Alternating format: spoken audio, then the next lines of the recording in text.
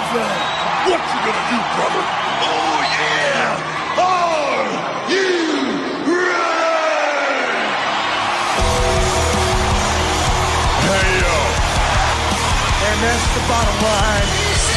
Shut that control into a nosedive. Woo! Well, all I can say is someone's been eating their vitamins and saying their prayers. Life sucks, and then you die. Strategy my Oklahoma ass. You're next. What? Oh, that's the Goldberg just fears no wrong. That's cheap, plain and simple. Rest in peace.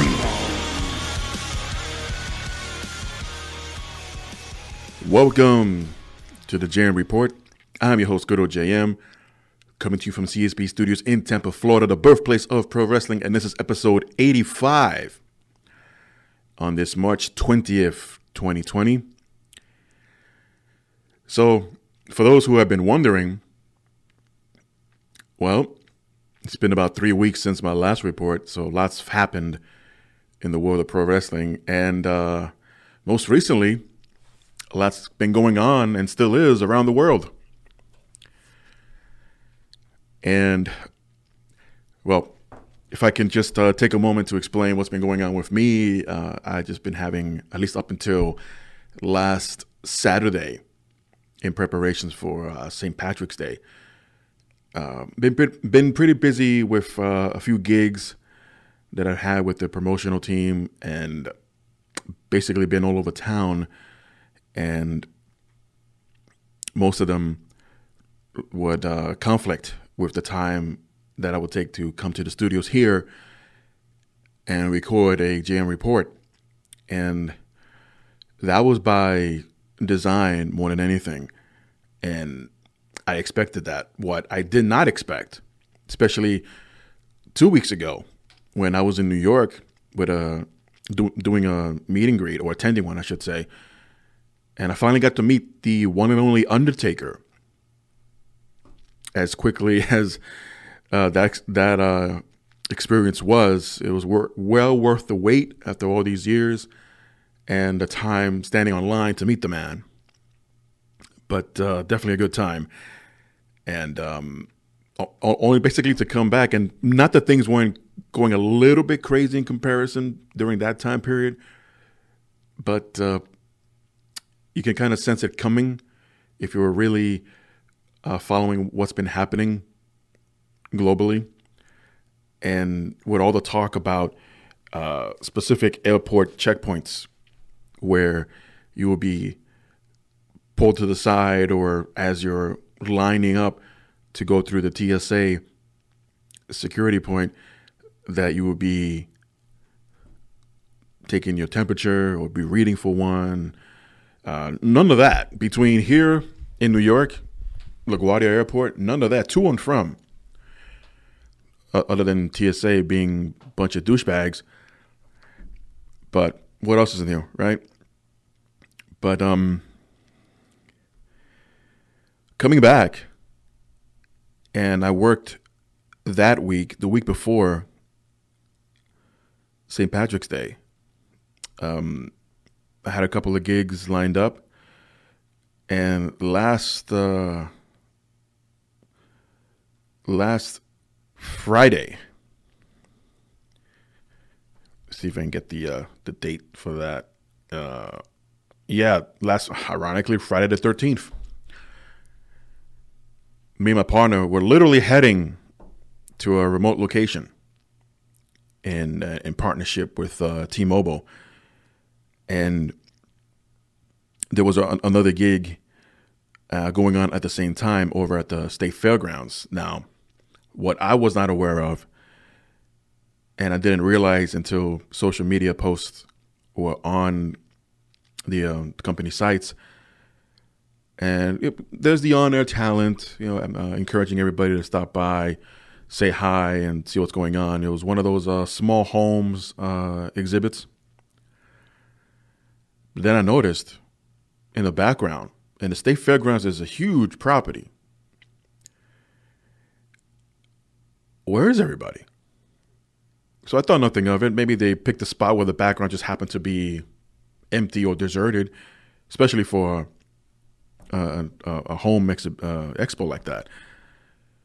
So again, I thought nothing of it. And if I'm not mistaken, towards the end of their gig, they must have had about 45 minutes left before they headed back to the station. The manager was on the phone with them, and again, I might have misheard, but I could have sworn I heard something along the lines like, well, if they cancel the rest of the time there, just come back. And travel time from the station to the state fairgrounds, it's roughly about 25 minutes, give or take. And that's with good traffic. So me and my partner, we's like, well, we're about 20 minutes away. We don't start for like another hour. So let's just time this right and then we'll leave. But then me and my partner got concerned. Like, wait a minute. What if they cancel hours? I mean, we're literally an hour away. So my manager encouraged us to, you know what, just head out now, set up early, and we'll wing it. It's like, okay.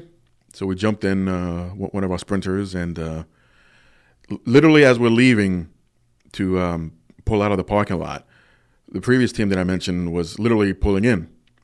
And they didn't confirm nor deny them that they finished early, but it just wasn't brought up because we were just concerned about our gig being canceled. So we just talked about, making sure it be safe out there and all that. So then we leave, me and my partner. We're about to jump on the interstate. Sure enough, my partner's phone rings, and it's the manager. And without him having to tell me what she said, because she was loud enough, I guess his volume was too high, that I was able to hear, yeah, guys, come back. Turn around, come back. It's canceled. Now, in hindsight, even to now, because since then there were tons, and I mean tons of gigs and other opportunities canceled left and right. The day before or the day of, moments before. And in hindsight, I do understand why, but at the same time, can't help but to feel upset about it because, great. What am I supposed to do now for income? Obviously, I'm not the only one that was affected by this. People are still being affected by this without any progress, especially in the job world. Depending what you're doing, you don't earn. I mean, most people work for salaries, but everybody else, you have to do a specific job, and if it's not done, you're not going to get paid for it. Whether it's on the books, off the books, contracts, agreements, handshakes, deals, whatever it is, all across the board, right now, people are being affected financially. Now, I'm not going to get into a whole conversation here about numbers and what you can and cannot do. We're all human beings by default, and the only reason why I could say, well, I'm self-quarantined, technically not because I'm here in the studios right now, but not by choice, and it wasn't planned to. Because, again, I had gigs scheduled this week, so I would have been busy doing something at some point, literally every day of this week. So by force, and because my opportunities and responsibilities and whatever you want to call them, basically all of that was taken away. Again, I understand why. I'm not bickering here. So I've been unofficially been self-quarantined for the past 5 days now. I'm not including the weekends because, again, I had gigs then one day into another, and they were canceled the day before. I was already mentally prepared for those gigs. Had other things set up for it, but when you're told no more, no mas, you're done, what else can you do? And pretty boring, I gotta say. I've taken suggestions from others. I've seen what others have been doing online to help pass the time and try to make it at least kind of fun-worthy. I guess you could say this is my part in reaching back out to the community and say, hey, everything's going to be all right. And I don't want to go all over the place on with this. I do plan to talk a little bit of pro wrestling news because obviously they're a part of being affected by all of this.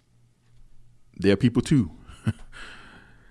And I don't remember her name, and this was just last night. It happened so fast, and out of all the times you forget your phone at the house.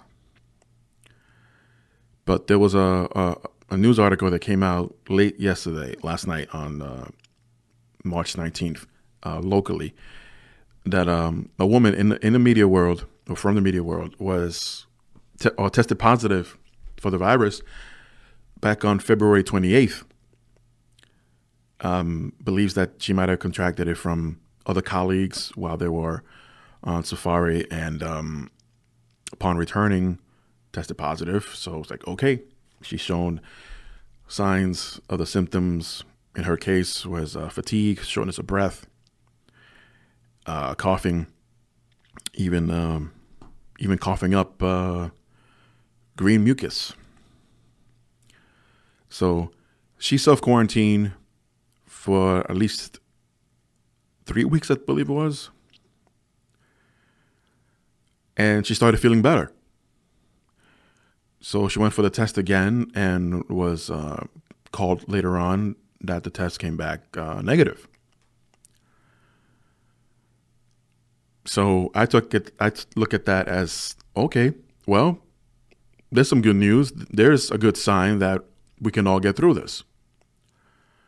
And this lady lives near the same community that I do. So again, there's a good sign of things can work out for everyone. Unfortunately, because the headline reads virus victim fully recovers, gives her name, and she shares her story. Okay. Problem was, at least in the article I read from the local NBC affiliate, she didn't really describe or explain what exactly she did to overcome this. Did she take extra showers? I mean, did she dip herself in a giant tub of hand sanitizers and would bathe in there for a couple hours? I mean, it was never explained. It was never shared, like the title implied or suggested, but doesn't mean that she did not overcome it. But again, hopefully she will one day. I mean, here we are less than 24 hours later. I haven't seen her make the other local rounds in the media as far as like, well, maybe there's something in her bloodstream that can help. So let's draw some blood and see what we can figure out. Which honestly, which I thought was always might be the case. That I bet someone's going to survive this, and there's something specific about their bloodline or their bloodstream or their blood cells or whatever that's so unique, and it overcomes this virus much sooner rather than later. But I wasn't sure what to discuss first, getting to the situation that it is. I know there are other terms for it, but I just choose not to because we're all human beings. We all make decisions as far as how to deal with it, how to prep for it. And at least in my neck of the woods, all this went down just as spring break was beginning. And yeah, I found it a little humorous yesterday that it was, I believe it was World News Tonight was it yesterday or Thursday? But most recently, episode of World News Tonight, they had a story about spring break and how millennials are being defiant and not following the suggestions and the rules, if you will, from local officials, from the mayor's office or the government's office in your cities, to not gather any more than 10 people to a crowd. Before it was 50. Then a few hours later, it was trickled down to 10. And even among the 10, you have to practice social distancing. So I'm sure a lot of you have seen by now the footage from Florida beaches and a lot of college students who are on break that they're mingling, having a few beverages here and there, laying on the beach, getting suntanned, among other things. What they probably should not have done, and I'm referring to the college students, those on official spring break, and hopefully anyone within the sound of my voice and haven't had the spring breaks yet, if there's one thing I would suggest, and if you are approached by anyone from the media and asked why you're out here defying basically city officials, local officials, and not practicing self-quarantine or more of social distancing, don't answer along the lines of like, oh, if it gets me, it gets me. Oh, I'm not going to let anything stop me from partying. Woo! Or virus schmirus. It's my spring break. I deserve a break and blah, blah, blah. Okay. Speaking in those terms, and I'm being nice about it, speaking in those terms make you look like a fool. Hopefully, none of this comes back and bites you in the ass. And it's not a virus that's doing the biting, both literally and metaphorically. And I get it. I understand where they're coming from, these spring breakers, if you will. I felt the same way this week while being unofficially self-quarantined. But I felt shackled, I felt like life should not stop. And if that's how these millennials see that, okay, fine. But you could have described it a lot more differently. You could have gone in a different direction as far as explaining yourselves as to, hey, they all basically did, but flip off the media and city officials and whatnot and say, well, forget you and your rules, and we want to party.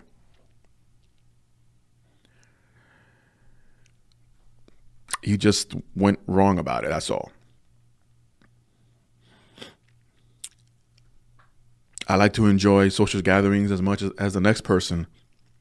Hell, I was just doing that this past weekend. And yeah, though I was working, but I had a good time especially when it came down to mingling with the folks, and it wasn't a large crowd as Gasparilla, but you know what? Those people still came out. Those were actually, most of them were college students officially starting their spring break. And from what I witnessed, what I experienced that day, though people were having a good time, not too many were overdoing it as far as drinking too much. There was some dancing. There was some people making people actually hooked up in my presence, like, gee, thanks. And but the point is that everyone was having a good time. So what happened now or after? Well, the beaches are now closed. At the same time, I can't help but to think that maybe those who were running the beaches, especially local businesses, like, listen, this is how we survive. If people don't come to the beach, then they don't come over to our, our bar, our lounges, our cabanas, or whatever's out there to draw in business. And again, I get that. I understand that. So it kind of goes more than one direction as far as if you want to use the term defying.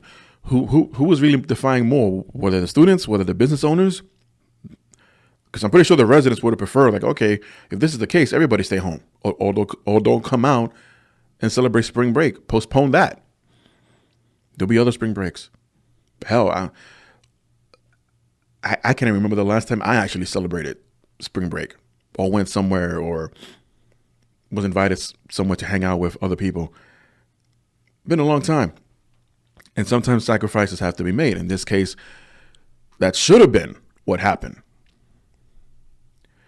But at the same time, on the flip side, you can blame the same people, officials, what have you, that are trying to enforce said rules, said plans, said laws, whatever you want to call them. When they say practice social distancing and don't be around any more than 10 people at a time. Okay, I took that as saying, all right, you're basically saying not to go out. You're basically saying hang out whenever possible, but just no more than 10 people in your area or in whatever location you're in. At no point, at least from what I've seen or what I've read locally, no one ever said spring break is canceled or don't celebrate spring break. Any and all events in relations to spring break are canceled, which is partially true. That's why I haven't worked this week.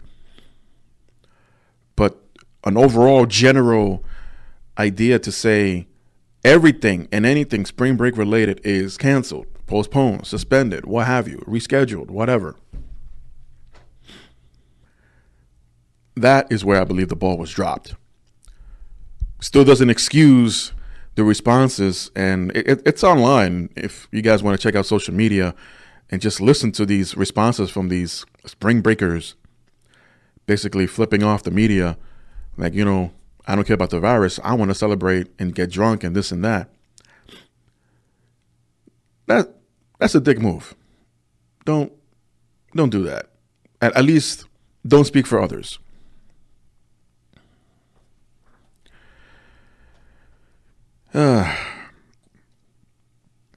Bunch of crap. A lot of stuff. A lot of stuff affected. Payday. I'm not getting paid anytime soon. I know there's a government plan in play. And as of last night, it breaks down to numbers. And if you're a working parent, single or in a relationship, and have a certain amount of kids, depending how many kids you have, you'll get more than others. I live with family, and everybody's retired but me. I don't have any children. I am working, so it wasn't explained yet, but it wasn't explained how exactly, well, how about single folks? How, if do they get these biweekly checks until this thing clears up? So far, they're planning on giving out 2 checks over $1,000 to every household that has a working family or children or whatnot. But again, it's not fully explained yet. I guess I'll find out in the next couple of weeks. I only have one paycheck that's coming in next week. And that it's not much. It's not going to be much, at least not to cover my expenses. And no, I don't live in an extreme lifestyle or anything like that. I don't live in a huge mansion or anything like that, but still got bills to pay. But thankfully, for those who are not aware, mortgages, rent, anything related along those lines, all been suspended until further notice.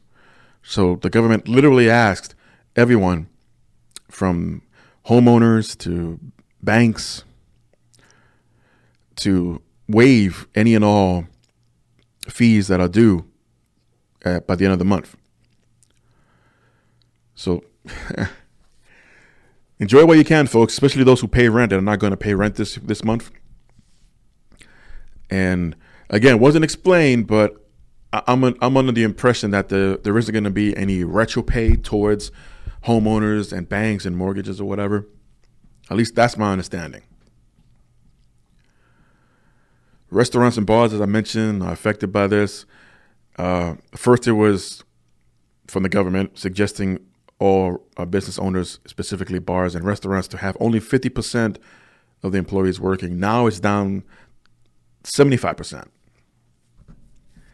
And to limit the hours. Schools have been affected by this. I read one article, but then again, it was a screenshot, so I don't know how accurate that is. That schools may be closed for the rest of the school year. Locally, spring break began this week, Monday.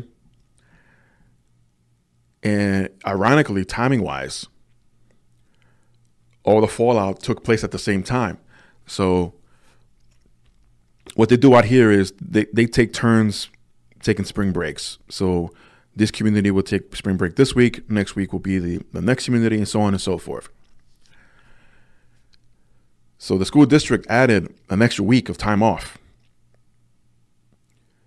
for all public schools, colleges, to have a second week off, unofficially spring break being extended. Now they're looking to return in the beginning of April, which is the impression I'm under as far as things getting back to, quote, normal around here. At least I'm hoping, if not sooner. But no school for now. And by the way, in all of these massive cities, Miami, Tampa, Los Angeles, Dallas, that's just to name a few here in the States, but around the world, in Italy, all of Europe, all of Asia, Africa, South America, all points in between, huge and big shout outs to all the workers, specifically those that have been doing massive cleanings in these metropolitan subways, bus stations, offices, etc., overnight, literally scrubbing from top to bottom everything and anything that a human being will touch on a daily basis when it comes to transportation and or work relations. They've been working around the clock just to desanitize everything that's around you, especially in New York City. That's a huge task within itself. I mean, considering the amount of money that they spend renewing everything, they got new turnstiles now. I think it's instead of scanning, instead of swiping, you gotta scan now the Metro cards. It's great. Glad you were evolving and looking towards the future. But when something like this happens, you forget about, not that they haven't been doing any house cleaning here and there, but nothing to this extent. And it was all hands on deck. So I tip my hat off to these people. Also, since we're on the subject, shout outs to all the doctors and nurses, hospitals, those that have been lending a hand with the medical treatments to these patients, to these victims. Also working around the clock, also trying to figure out what's going on and how to help the rest of the world, especially learning more from after each patient that has passed away.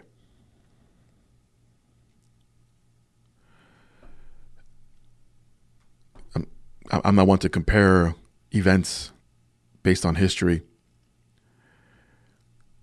since everything now is essentially closed. Hell, even the borders are shut down, only except to essential personnel to and from Canada and Mexico.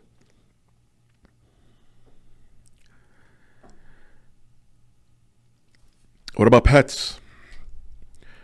At first, there was a report, and haven't heard one since, ironically.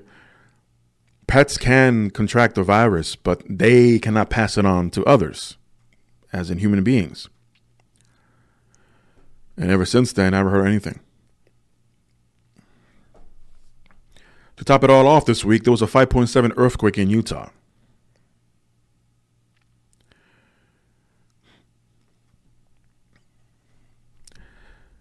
I mean, I can go on like this. I noticed on the clock it's been about half an hour. I think I've mentioned enough.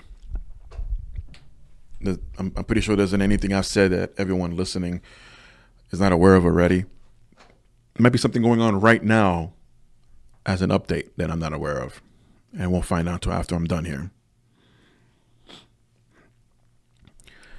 So, let's get into what I usually speak about, and that is the ins and outs of pro wrestling.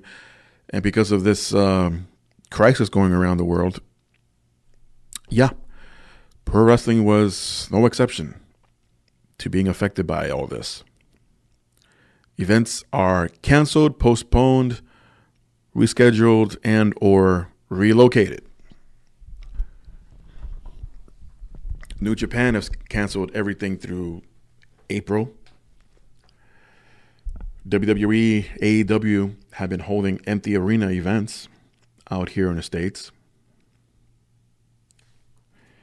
It's interesting how that's being played out, because last Friday, SmackDown was the first one to emanate from their Performance Center.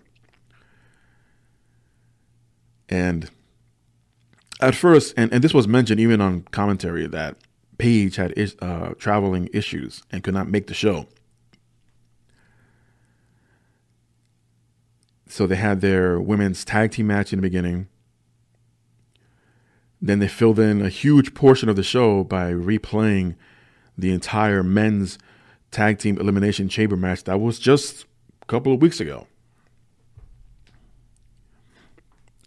Then you had the John Cena and Fiend confrontation. Really not much to fill in. Of course, the return of Jeff Hardy defeating King Corbin. So 2 out of 3 advertised segments is not bad.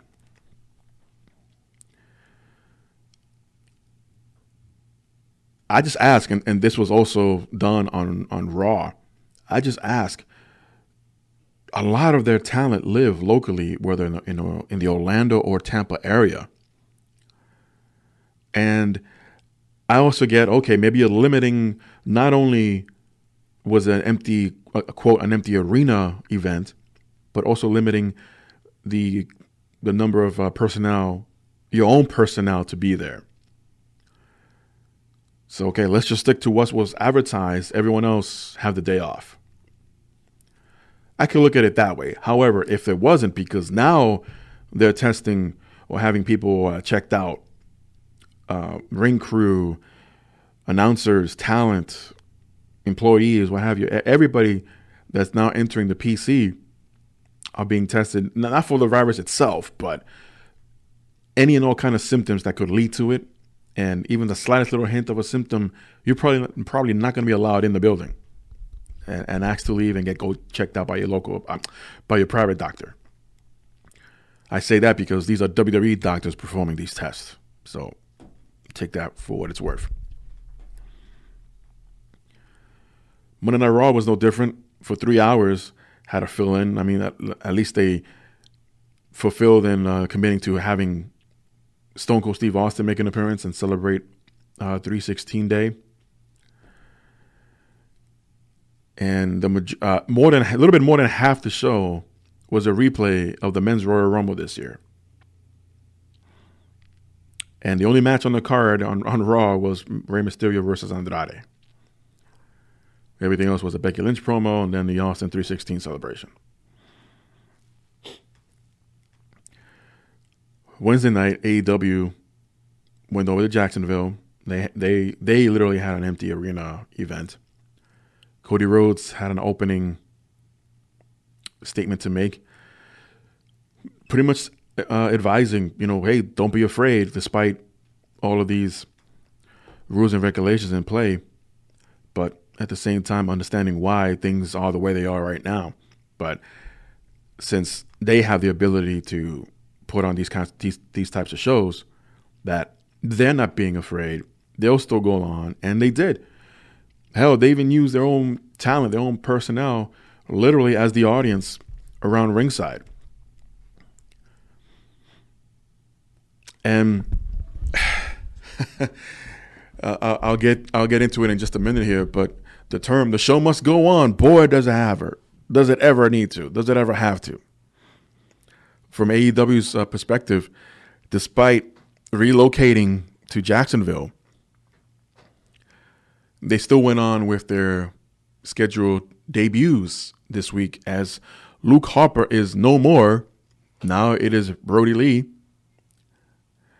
who debuted this past week on AEW, becoming the intellectual. Intellectual? No. Yeah, don't mind me, intellectual. No, Brody Lee, the former Luke Harper, is now the exalted one, joining AEW this past week. And to close off the show, Matt Hardy debuted on AEW. So 2 big debuts for AEW. And to be honest, it was expected. I was expected more so Brody Lee than Matt Hardy. Although Matt could have sat out some time, taken some time off, and then make his debut eventually. But no word as far as what led to the all of a sudden debut of Hardy. Not that I'm complaining. I think it's great. I think Matt Hardy will now have more opportunities, and Brody as well, to show off his in-ring talent and skills. Hopefully, and I'm sure it has been, but hopefully moving forward, that this will definitely give an impression to other WWE superstars to have their contract coming up, if they're not already automatically extended, that there is still opportunity out there, especially here in the States. And NXT, well, NXT didn't have a show. They did last week at the PC, ironically. And for those who are wondering, no, the call to suspend or come to the decision to have these empty arena events, so to speak, that came after last week's NXT TV show. Basically, over the course of Thursday into Friday of last week, March 12th, 13th, and 14th, where all these suggestions were being laid out to start canceling events left and right. So NXT just missed that last week. This week, no NXT matches. It was basically a special of, kind of reminded me of one of those old Wrestling Challenge or Superstars of Wrestling news breaks, but a really extended and expensive looking one. For the first hour, it was just dedicated to the rivalry between Tommaso Ciampa and Johnny Gargano, and then touching up on Becky Lynch and Shayna Baszler's match at WrestleMania, which I'll get into, and a look at Finn Balor and his upcoming feud with Walter.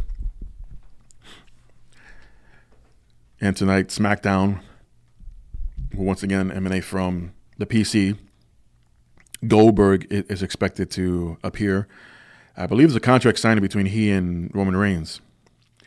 So, yeah, despite all these cancellations left and right, and just to give you a little bit of insight what's going on, what was going on locally, Tampa officials were literally waiting for WWE to make a decision. Tampa did not want to make the decision for WWE to cancel WrestleMania. Last Wednesday was the hearing. And for those who are following me on social media, I posted a video about that. Well, the ball's in WWE's court to make that decision. And that decision came 6 days later, this past Tuesday. In a brief statement, WWE has canceled the Raymond James scheduled WrestleMania, and later on it was officially confirmed Hall of Fame is canceled, NXT TakeOver Tampa is canceled.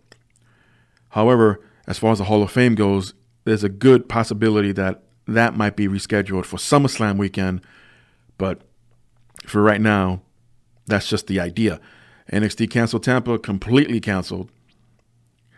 WrestleMania, no longer at Raymond James Stadium. And yes, for those, at least those who have purchased tickets from the arena itself or Ticketmaster, you will be refunded. Any other third parties, you need to call them to get your refund. But WrestleMania will now be relocated to the Performance Center in Orlando. So, wait a minute. How can you have nearly a 4 or 5 hour event from the PC, essentially an empty arena event? In the past 24 hours, more details were given. Hell, in the last 12 hours, more details were given. But WrestleMania not only will be relocated to the Performance Center in Orlando, but now be a 2-day event. Saturday and Sunday, April 4th and 5th. And the more details that have come out, undetermined yet, but emanating from different locations. So not only the PC will be part of WrestleMania, but we have yet to find out where these other locations will be. And tonight it will be made official. WrestleMania this year will be hosted by Rob Gronkowski, who will finally sign with WWE after about, 3 years ago, they were in Orlando for Mania. Kind of made his debut then during the Andre the Giant Memorial Battle Royal, where Mojo won it. And we've come full circle. So, as of now, these are the expected scheduled matches to take place in the WrestleMania weekend. Again, unknown of these other locations. And for all we know, they're probably just a farce. But on Sunday, April 4th, we are expecting to see the WWE Championship match between Brock Lesnar defending against Drew McIntyre, NXT Women's Champion Rhea Ripley defending against Charlotte Flair, The Undertaker going one-on-one with AJ Styles, and Kevin Owens going one-on-one with Seth Rollins. So those are 4 matches in one day, one afternoon. Can't be any more than 3 hours, I would expect. And I know there'll be a lot of fill-in. Hopefully they're all doing some pre-recorded stuff to fill in the time. And I can't imagine these matches going any more than average 10 to 15 minutes average. And yes, that is including Taker and Styles. On Sunday, April 5th, it's scheduled to have 3 matches, but no mention of the kickoff show as to what matches will be there. Obviously, the Andre the Giant Memorial Battle Royal is not happening this year. No multi-man or multi-women matches are going to be taking place this year. As you notice, so far, no tag team matches have been announced. But on Sunday, April 5th, Universal Championship defended by Bill Goldberg versus Roman Reigns. Raw Women's Champion Becky Lynch takes on Shayna Baszler, and John Cena will take on The Fiend. That probably another 2-3 hour event as well. So as it stands, the Saturday event has more matchups, but it's not accounting the last man standing match between Edge and Randy Orton that was announced this past Monday night. So where does that fit in? If it does, if it will take place, even though Edge challenged Orton this past week. But we're expecting the response, matter of fact, this Monday night on Raw coming up from Randy Orton. Among other things that were canceled, and it's been said before, without WrestleMania, there's no WrestleCon. So unfortunately, WrestleCon, that was scheduled to be at the George Steinbrenner Stadium, or I'm sorry, George Steinbrenner Field, which is the spring training break. Spring training break. The spring training facility for the New York Yankees. That's literally across the street from Raymond James Stadium, home of the Tampa Bay Buccaneers, where WrestleMania is supposed to take place. And WrestleCon is canceled. They had a huge lineup of folks scheduled to appear, and they too are offering refunds. I will check with those affiliates that you order your tickets from about that. I mentioned earlier about the doctors from WWE testing staff and talent, and following statement goes as follows. In consultation with WWE Medical Director Dr. Maroon, WWE Associate Medical Director Dr. Lugas, and ringside physician Dr. Westerfield, as a best practice and precautionary measure, all WWE performers and staff are required to participate in medical screening prior to entering WWE Training Center, which is now operating as a closed set. Understandably, I mean, how else can you run that type of business without being monitored and tested on occasion? So that doesn't mean, oh, I got tested yesterday, I'll see you tomorrow, and it won't be tested. No, you'll be tested every time you walk through the door. Lots could happen between the time you leave the PC and you go home or hotel, wherever you're staying, and then come back. And you could have not interacted with anyone else, not gone home and play whoopee with your spouse, your partner, or anybody like that. This thing's airborne. Anything you can touch could have it. And this thing can survive several hours in the air alone without having to consume someone's immune system. Although this is more of a lung issue, I understand. Sports Illustrated noted that WWE has established a series of protocols based on guidelines set by the World Health Organization and the Centers of Disease Control and Prevention to minimize risk and protect its performers and staff.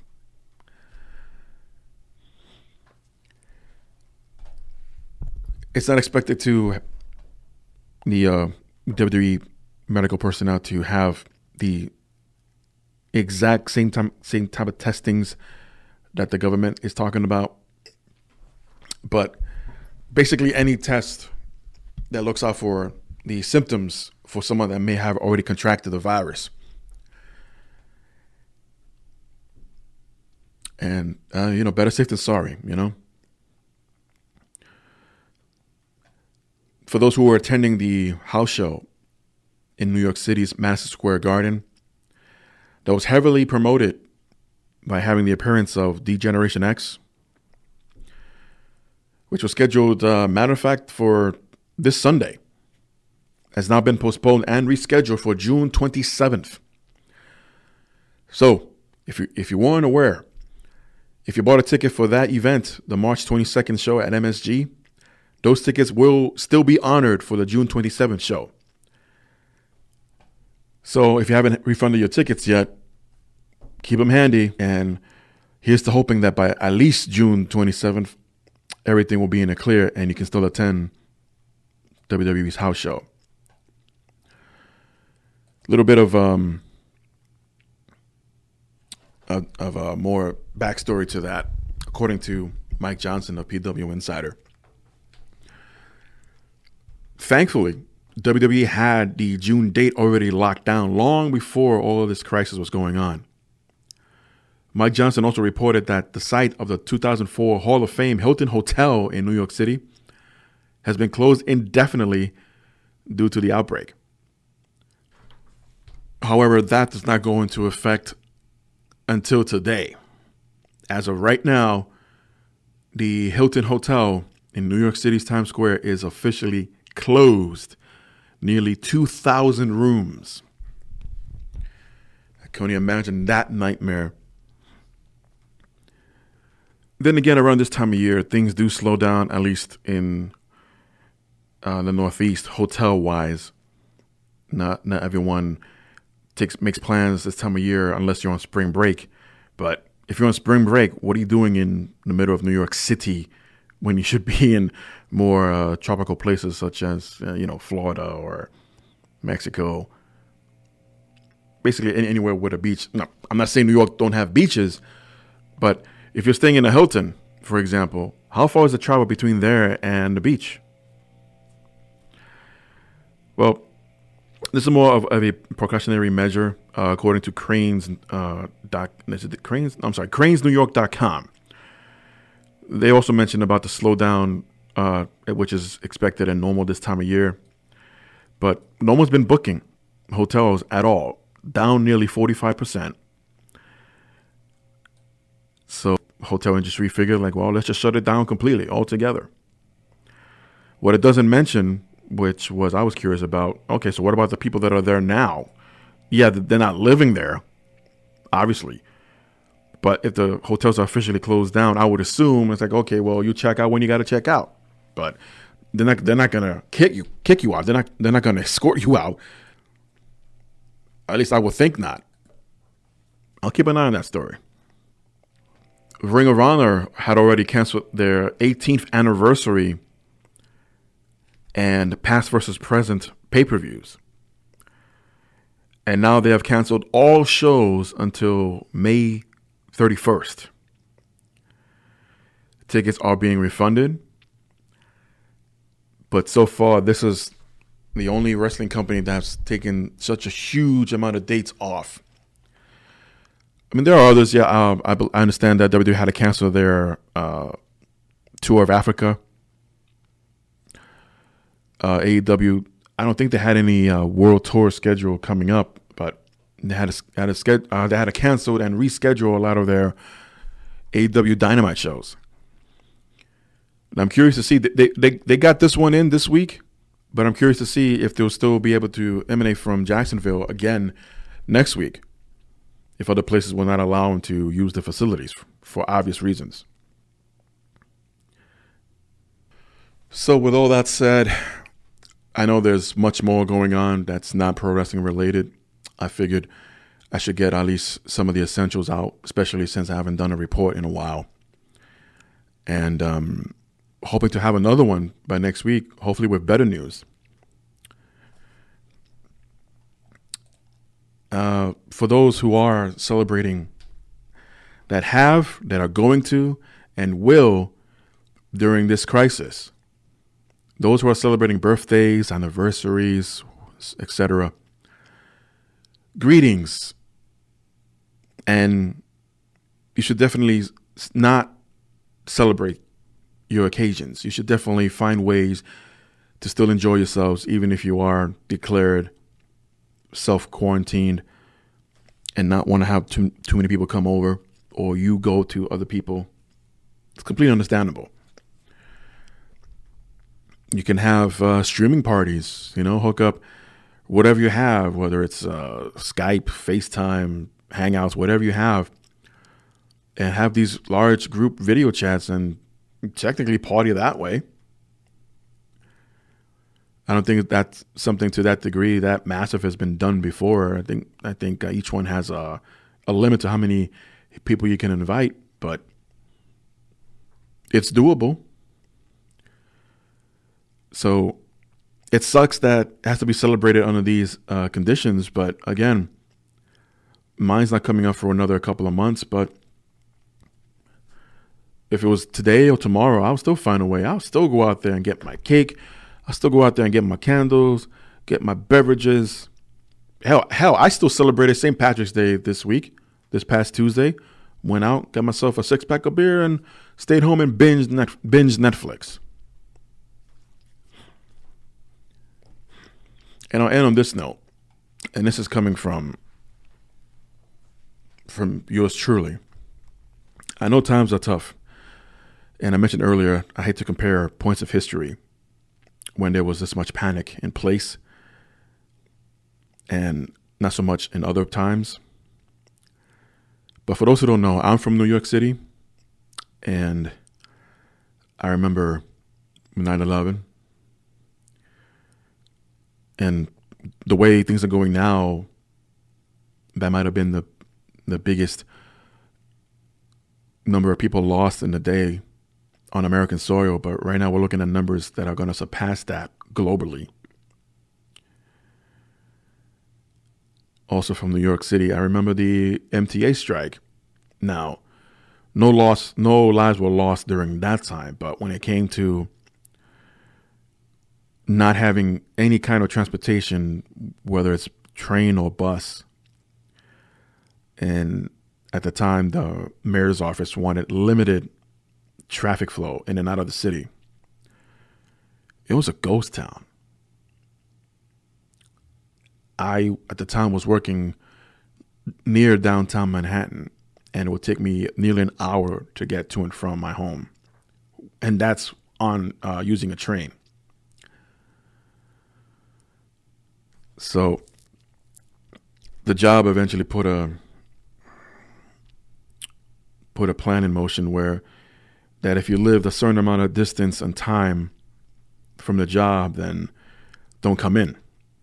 And I was just within that range, and I guess qualified for not to come in, even though even at that time I still wasn't making money until things cleared up with the strike. And yeah, the strike itself lasted a few days. Then and now, there is no martial law, so let's not panic to that degree. There is no martial law right now. I think it's been described as a last resort. Maybe in other countries, but there, or from that, there are leaders here in the States that are trying to avoid it. I can only suggest to remain calm. And yes, jobs and money are affected by this until God knows when. But life isn't over. Take this time now to reach out to others you may not have heard from in a while. Check in on loved ones. Support others whenever possible. Maybe catch up with some home projects. Catch up with TV shows. Reset passwords. Anything you can do to keep your mind off all of this BS. And also keep up with your local news and local government to make sure you don't get caught with your pants down out there. If you can, and it's not, I know this has been suggested already, if you're fortunate enough to head out tonight or anytime soon to a restaurant that is still open for business, try to give what you can as far as tipping your waiter goes, or whomever had the privilege to serve you that day. I'll be fine. I have family to help me and support, not financially. That's one thing I would not do. Getting a little peek into my personal circle here. But I don't mind being supported by family. And this has nothing to do with being too proud or anything like that. I look at it as if I can't afford to get whatever it is that I want, then I wasn't meant to have it. And that's a lot, folks. So from that personal logic, then why should I burden family with, hey, I always wanted this. I want this. Basically, not to be that brat and keep bitching and complaining till I get what I want. No, that is not me. That is not what I do. And that's not something, even during the good and bad and or bad times, it's not something that I'll put my family through. It's because at the end of the day, I'm the only one that's going to end up being happy.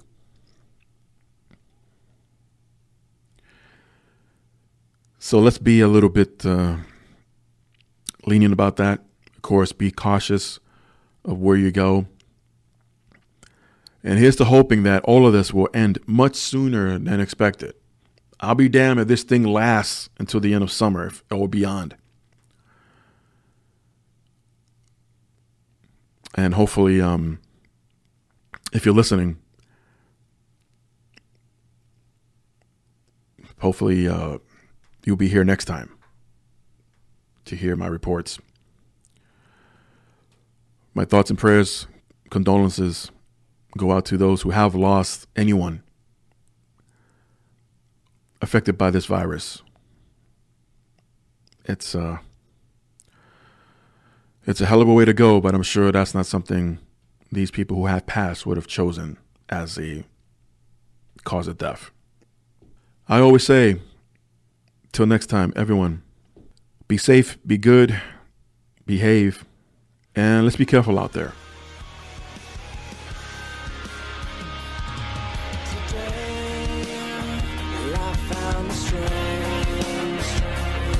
Open my eyes, leave it all behind. So open your mind and realize that your beautiful world could take my life. And I'm sinking under, drowning faster. Please just let me breathe. The air